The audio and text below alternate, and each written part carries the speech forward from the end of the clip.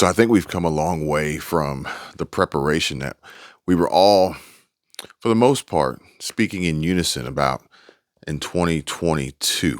Now here we are, 2023. We made it. And thank you all for continuing on with this or with me on this journey.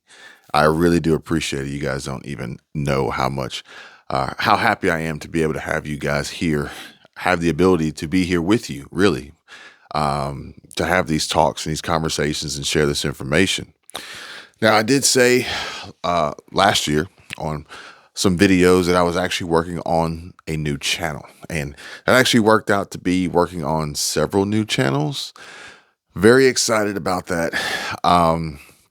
But I do want to share a little bit of a YouTube secret, and that is if you really want your channels to grow, the best thing to do is really to have the channels grow organically. So if anybody out there is building a channel, it's probably best to let the channel grow on its own and not send traffic to it. It just helps with the algorithm, in my opinion. So I won't be telling you guys what the channel is, but if you come across it or them, yeah, I have a few other channels that I'm working on.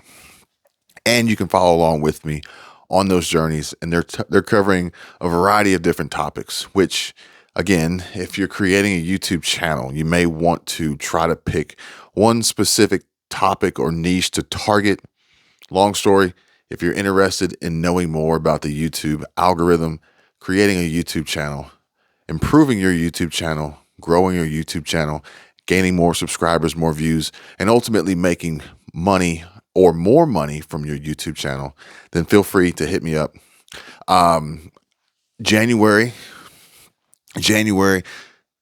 there's the way YouTube works is creators who are in the YouTube Partner Program have the ability to earn ad revenue as a variety of other monetized options. But typically what happens is towards the end of the year in December, the advertisers are pumping a lot of money out to YouTube, which ultimately filters through to the creators because companies and advertisers are trying to provoke and promote and inspire and motivate consumers to spend money. Obvious reasons. Also, a lot of companies have fiscal calendars that align with the regular calendar. So December 31st is end of year, and that's when they want to spend all their money, as much money as possible. A lot of companies want to reduce their income, which ultimately reduces their tax liability, which again, if you guys want to know more about that, link in the description and we can have those conversations. But January, you'll see a dip because after December, January, you'll see a dip. The year's starting over and advertisers and companies are getting their budgets together, thinking about how they want to divulge these spends, these budgets towards marketing and advertising.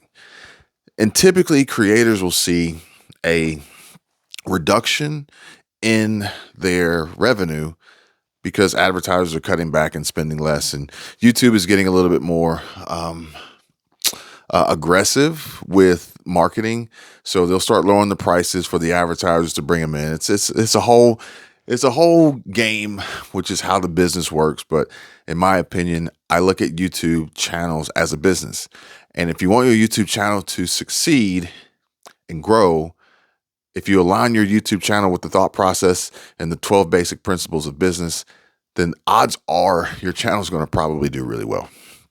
And that is why I don't mind starting new channels, because a lot of people may say, well, then you got to start all over, 0 subscribers, start from scratch, yada, yada, yada. But if you understand the principles, then it's relatively easy to get going again. And each time you do it, you should get better at it. So it should actually grow faster. But that's neither here nor there. It does tie into managing your money, managing your income, managing your savings, managing your budget. Because if you see a reduction in your income because the advertisers are pulling back, I'm speaking to the YouTube creators at this point. If you see a reduction, then ultimately you are going to have to make some adjustments and some changes if you were possibly spending equal to and or greater than what you were making is what I'm saying. So um, that is just how the business works. That's how economy works. That's how money works. That's how budgeting and savings works. Prices are going up. Bills are always going to be growing and becoming more expensive. So if you're seeing a dip in your revenue, if creators are seeing a dip in their revenue, then you're going to probably want to budget better, and you're going to probably want to figure out how to make more money. And that can be done in a variety of ways on YouTube. And you can actually make money with a YouTube channel without being in the YouTube partner program and being monetized.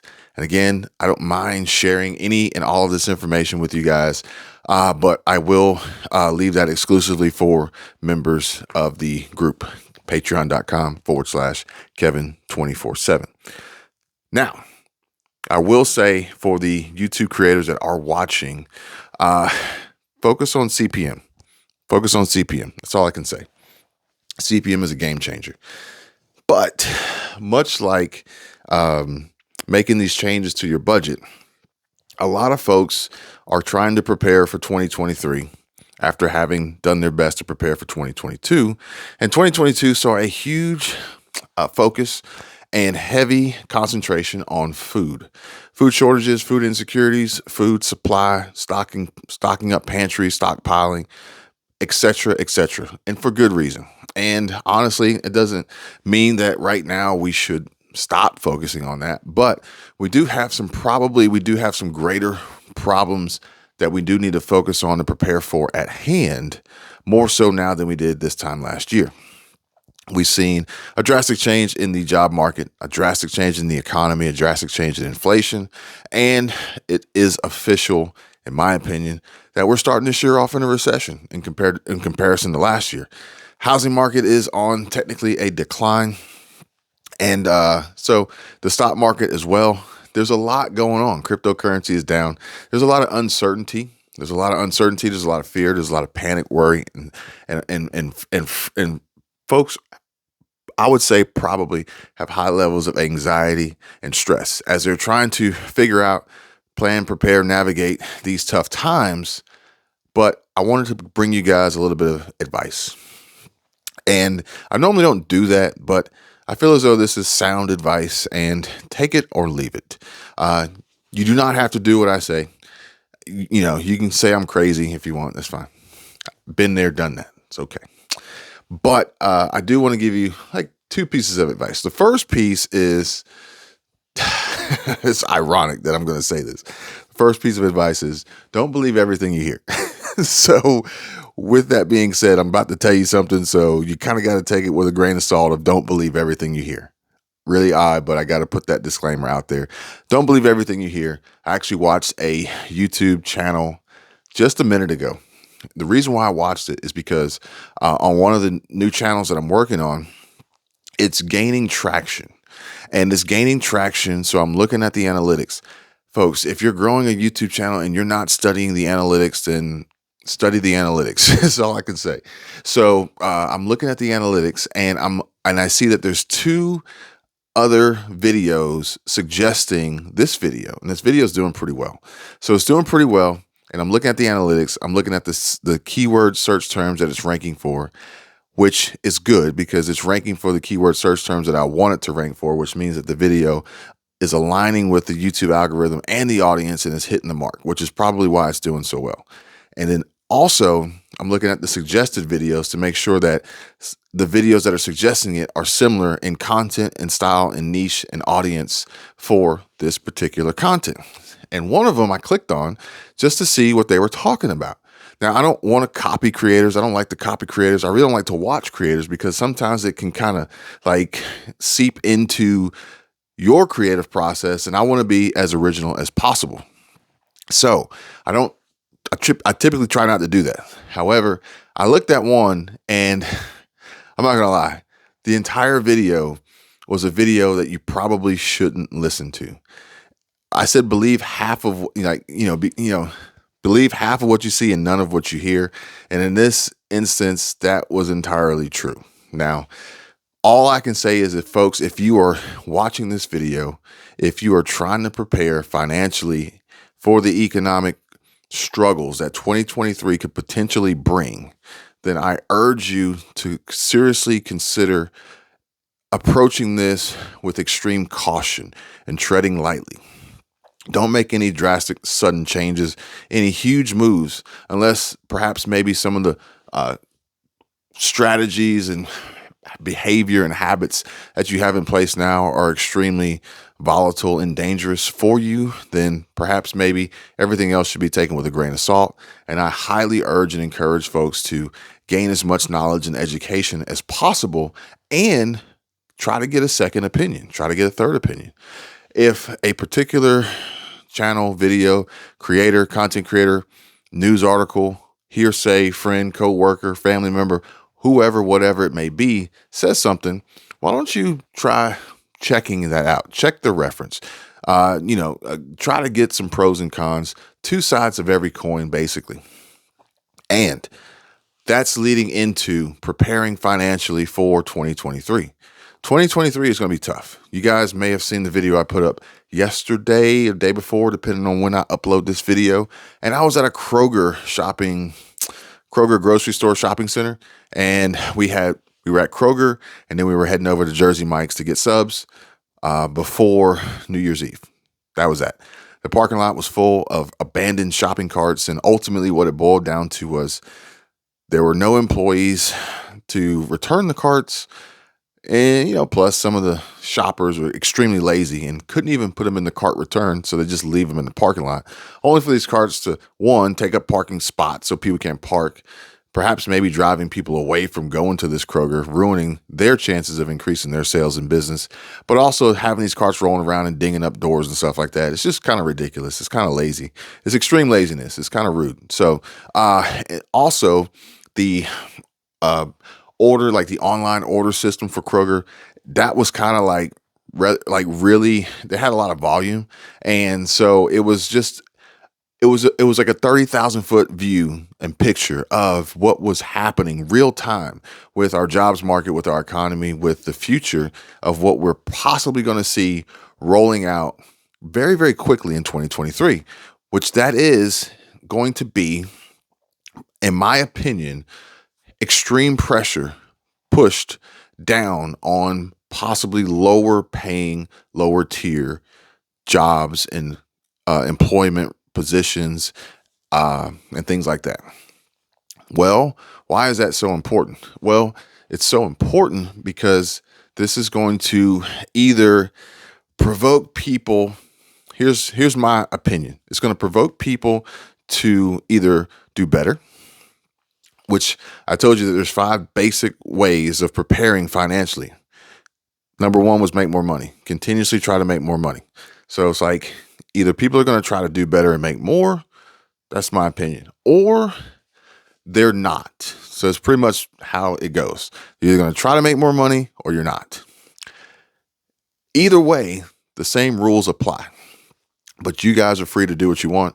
I just wanted to bring this information to you because a lot of people have been asking me, Kevin, how can I prepare for 2023? And I'm not talking about stockpiling a bunch of food and filling up my pantry. Although, if that is your goal, you do know that you're going to need the money to do that. And I've been telling you guys this for almost a year, because I started this channel in February of last year. And we've come quite a long way. I think we're at 64,000 subscribers today. So we've come quite a long way. But I've been telling you since then that the biggest problem we're going to have with food is the insecurity that's created by the higher price and or the lower the reduction of folks' ability to buy and afford the food. So the price will go up and or people's pay will go down, or their pay will be stretched because of other higher prices everywhere else. That puts them into this position, which leads me to one of the simplest and easiest ways to prepare for the possible consequences of the economic situation, the recession that we're in. This is not about investing, okay? This is not about building a business. This is not about even starting a YouTube channel, even though I mentioned that earlier in the video. This is about the simple, basic fundamentals of trying to manage the current situation that is at hand. However, if you are interested in learning more and you want to talk one-on-one or anything like that for investing for beginners, building businesses for beginners, improving your credit, gaining credit, business credit, creating a YouTube channel, which if you did want to talk about that, I'd be ecstatic because I love it. And we can do that. Link in the description. But the most basic, simple form of preparation for anybody to understand is what is, according to Dave Ramsey, is envelope stuffing. According to TikTok, it's cash stuffing. But either way, it's the same damn thing. Now, here's the deal. When you do this, the goal is to take a predetermined amount of money. So you take your budget. Now, 5 basic steps of preparation. Number 1 was make more money. Number 2 was spend less than you make. Number 3 was budget. Okay. You guys may have seen that video, maybe not. Go check it out. It's down in the history of videos somewhere. So budget better. So what you want to do with this envelope stuffing or this cash stuffing is basically you need to know how much money you make every month. You need to know that. You have to. Then you need to know how much money you have to spend every month. These are the necessities. These are the overhead. These are the constant. There's no variables here. These are constant expenses that will occur every single month. And what you're going to want to do with that is distinguish what money goes where, and ultimately that money is going to be in a cash form. And then you're going to stuff it in an envelope. You're going to stuff cash in an envelope. And for the month, there's your budget. That way you don't go over. Hopefully, when it's all said and done and you set this up for the beginning of the month, every envelope has the money it needs in it. No envelope is short. And maybe you have a little bit left over extra as a little cushion, a little buffer in a separate envelope. Now,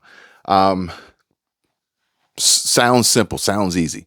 I do want to warn that putting cash in an envelope is risky. It's dangerous. So, you want to make sure you have security measures in place, and money in general, assets in general are all dangerous because at any given point in time, they can be vulnerable to security threats, damage, fire, loss, theft, whatever it may be. So play at your own risk, basically.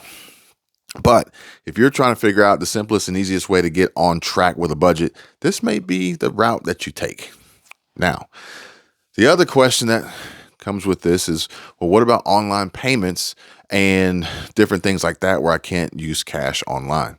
Well, if it's a basic necessity, it's like a utility, a cell phone bill, a car payment or something like that, then odds are you're not going to overspend, okay? You're going to pay what's due. So that shouldn't necessarily be a problem. The cash stuffing, the envelope stuffing really comes into play for like food, fun, some leisure, some travel, some of those things like that, clothing. Discretionary spending really is where this really kind of comes into play. And then if you can, grocery shopping even still. Now, grocery shopping, well, actually, food shopping is probably going to make it a little bit difficult because of the prices and the availability. So the prices are continuously fluctuating and going up and up. Usually not going down, they're just going up. So you make sure you got enough in that food grocery envelope, enough cash in there. But if your shopping list is itemized to the T, but then you get there and they don't have what you want, and now you have to substitute, then that substitute could cost more. So that one's kind of tricky to navigate, but also a lot of folks go shopping without a shopping list and without a budget, and that's when they overindulge. That's when they overspend. That's when they just throw anything and everything in the cart. And if you got kids, watch the kids because they'll throw stuff in the cart. You won't even know it's there till you get to the checkout. And then when you get to the checkout, make sure you're not at Walmart's self-checkout and they're overcharging you, or you're at Family Dollar and they're overcharging you and they're putting mysterious fake items on the ticket. So be careful with that. But it's really for expenses like that where things could go out of hand. An expense of the weekend movie, dinner, date night out envelope. You don't want to overindulge. You don't want to overspend. You don't want to go over your budget. And you don't want to rob Peter to pay Paul by dipping into other envelopes and other cash stuffings and budgets that are in place to pay for something else. This is to get folks on track, get them to create some mean and method of discipline to manage their finances when money is tight. Because the beauty of it is if you can figure out how to manage your money and budget when money is tight, then as we move on to the next phase, if you guys are interested, for sure, hit me up. But as we move on to the next phase of making more, then odds are you'll manage that money even better. So you don't end up in a situation where you make more and you spend more, and then you're actually probably worse off than you were before. You make more, you're still broke, and the cycle continues, and you never really grow. You never really get out of debt. You never really get your head above water. And the times that we're in are probably going to last for a little while. So the sooner you can master this as far as managing your money and budgeting better, and then also thinking about and incorporating ways to increase your income and diversify your income and multiply your income, you're going to be on a really great path. Again, this is your choice. I'm not telling you what to do. It's just a simple and easy way to answer a question that a lot of people have been asking me about how to prepare for 2023 financially and get their budget on track. I hope you guys are all right. I hope you guys are doing well. I hope you guys have some visions and plans and strategies for 2023 to make it amazing. And if you do want to talk, you do want help, you know how to find me. You guys take care. Be safe. I'll see you on the next one. Bye.